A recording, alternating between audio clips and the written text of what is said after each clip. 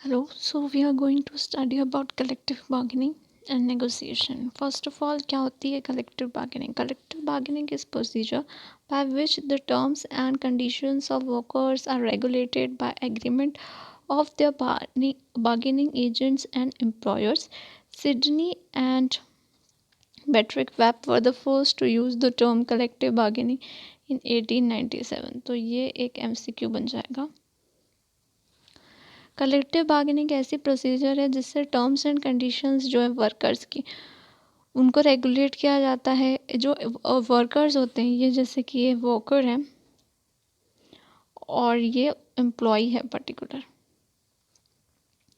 सो worker और employees के बीच में जो है आप अगर चीज़ों को रेगुलेट करेंगे तो फिर वो हो जाएगा collective bargaining. Subsequently Samuel Gompers the president of America federation of labour in USA considered collective bargaining एक बहुत इंपॉर्टेंट टूल है जिससे हम डिटरमाइन करते हैं टर्म्स और कंडीशंस एम्प्लॉयज़ किससे वर्क करेंगे. एक कोई ऐसी टर्म्स एंड कंडीशंस जो एम्प्लॉयर्स और एम्प्लॉय एग्री करते हैं वो कलेक्टिव बार्गेनिंग है. और एम्प्लॉयमेंट्स की कंडीशन को डिफाइन करने के लिए बहुत ही इम्पॉर्टेंट पैरामीटर है. Now, gradually, the term came to be used extensively not only the trade unions to employees, but government agencies, academicians और ये सब भी इस terms को use करने लगे. पहले ट्रेड यूनियन से एम्प्लॉयज़ में ही आता था, अब गवर्नमेंट एजेंसीज़ में भी कलेक्टिव बार्गेनिंग और सभी फील्ड्स में हो रही है. तो इंडस्ट्रियल रिलेशंस के एस्पेक्ट में this is very important term and it is all over the world used now. Now, what is the concept of collective bargaining? Collective bargaining जो है 3 concepts हैं उसके अंदर with the different emphasis and theme. सबसे पहले हम लोग बात करेंगे marketing concept. Marketing concept collective bargaining is the means by which labor is bought and sold in the marketplace. In the context of collective bargaining is perceived an economic and exchange relationship. एक labour है कितने रुपए जैसे कि कोई अगर labour है कोई कंस्ट्रक्शन वर्क चल रहा है तो वो काम करता होगा 180 रुपये पर डे के हिसाब से. So this is 180 rupees per day. तो उससे उसको ख़रीदा गया और किसी मार्केट प्लेस यानी कि वो कंस्ट्रक्शन साइट को अगर हम मार्केट प्लेस मान लें तो वहाँ पर उस लेबर को सेल किया गया.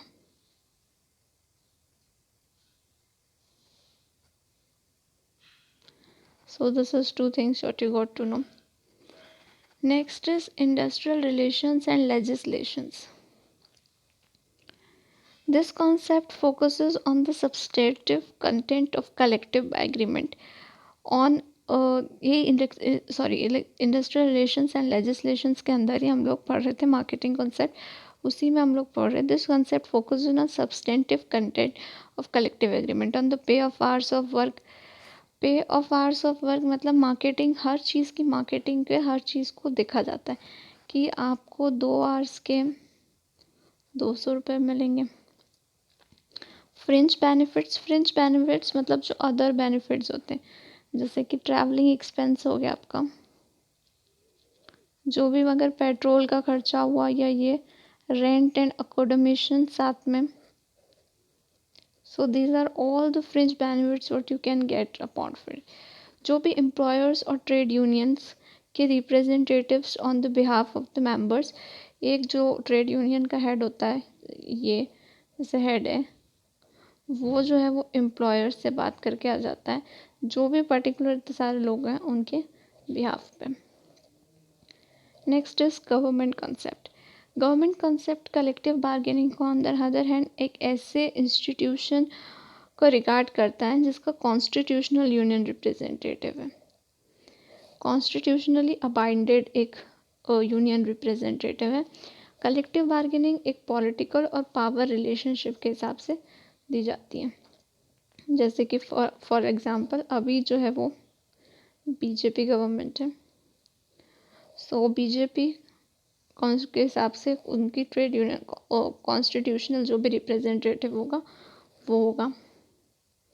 तो ये गवर्नमेंट कॉन्सेप्ट में कलेक्टिव बार्गेनिंग टर्म समझ में आ रही है? कलेक्टिव बार्गेनिंग टर्म सिंपली ये होता है कि कोई एम्प्लॉय है या कोई एम्प्लॉयर है, इन दोनों में कुछ एग्रीड हुई है टर्म्स। एम्प्लॉयज़ ने अपनी टर्म बताई है एम्प्लॉयर को और एम्प्लॉयर ने उस टर्म्स पे एग्री किया है और यहाँ पे साइन कर दिया है कि हाँ ओके, तो फिर वो कलेक्टिव बार्गेनिंग में आ रहा है। फिर इंडस्ट्रियल रिलेशंस या मैनेजरल कॉन्सेप्ट के देखते हैं। In this concept, collective bargaining with the institution is a participative decision making between employees and employers on the matters which both parties have vital interest. अब हम जो पॉइंट पढ़ने वाले हैं वो है इंडस्ट्रियल रिलेशंस के अंदर की कलेक्टिव बार्गेनिंग कैसी होती है। ये एम्प्लॉयज़ और एम्प्लॉयर्स के बीच में एक डिसीजन होता है जहाँ पे दोनों पार्टीज़ का इंटरेस्ट जो होता है वो इम्पोर्टेंट होता है। अब इसको पढ़ने के 3 अप्रोचेस हैं, यूनिलैटरल, बायलैटरल एंड ट्राइपरेट। यूनिलैटरल में क्या होता है, एम्प्लॉयर जो है, जैसे कि ये एक कॉरपोरेट है, उसमें ये एम्प्लॉयर है, मतलब ओनर, एम्प्लॉयर यानी क्या होता है owner.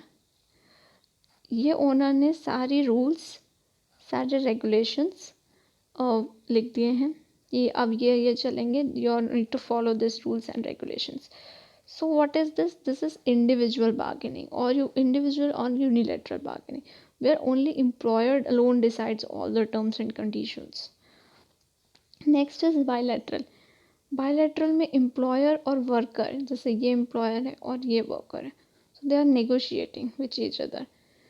When workmen and their associations represent and negotiate with another, इसे bilateral या bilateral collective bargaining कहते हैं।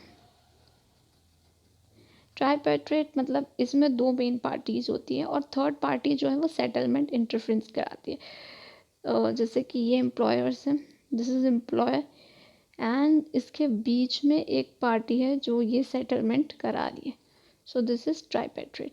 We are basically with the industrial approach. Now how we define the collective bargaining through different of the authors, Stephens, Flanders, Harbison and ILO. They are different given to them. Then we'll briefly describe the essential conditions for success of collective bargaining and then some features of them. So one by one we will discuss about it, and ahead in the next part we will be discussing what is some definitions and some success of the collective bargaining.